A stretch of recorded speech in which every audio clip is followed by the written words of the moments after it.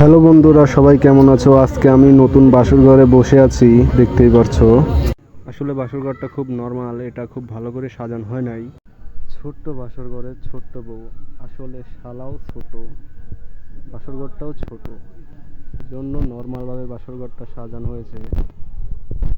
দেখতেই পারছেন, এইটা আমার শালা, এরই আজকে বিয়ে। চারিদিকে কত সুন্দর লাগছে। শালাবাবু খুব আনন্দত আছে, কারণ তারই তো আজকে বিয়ে, সে তোই আনন্দত থাকবে।